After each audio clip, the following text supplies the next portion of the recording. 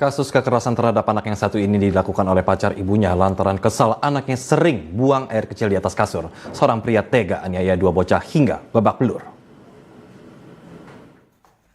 Dalam rekaman video amatir, sejumlah penghuni kos di Jalan Permata, Teluk Gong, Penjaringan, Jakarta Utara terpaksa mendobrak pintu kamar kos milik Grace Octaviani lantaran kerap mendengar jeritan tangis anak balita yang dikunci di luar kamar. Di dalam kamar kos ditemukan dua anak balita yang menangis dan babak belur di bagian wajah akibat dianiaya oleh pacar dari ibu korban. Pelaku diketahui bernama Chandra, sering melampiaskan kekesalannya terhadap kedua anak kandung pacarnya.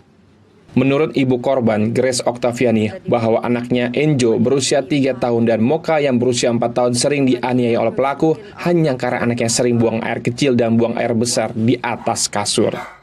Pelaku menganiaya korban dengan cara memukul dan membenturkan wajah serta kepala korban ke tembok. Ibu korban tidak berani untuk melaporkan penganiayaan itu karena diancam oleh pelaku. Bisa lagi ngepol celana pas dia bangun tidur, pas kita balik dari beli makan, anak saya dijambak terus sampai situ didotin ke tembok, ditendang, dipukul. Lumayan sering, setiap dia ngompol dan setiap dia berak di celana. Dan setiap dia juga kalau ditanya dia nggak ngomong, dia digampar. Menurut tetangga korban, suara gaduh yang sering terdengar di dalam kamar kos milik korban. Selain itu, jeritan tangis anaknya pun kerap terdengar tetangga saat pelaku menganiaya dua balita itu. Itu tuh pas siang-siang, enggak siang banget sih, udah mulai menuju sore, saya lagi tidur, ada suara berantem kayak gitu kan, ada suara kayak dijedotin ke tembok gitu. Nah saya belum sempat ngecek, gak lama kemudian ada suara istrinya bilang kabur gitu, si istrinya.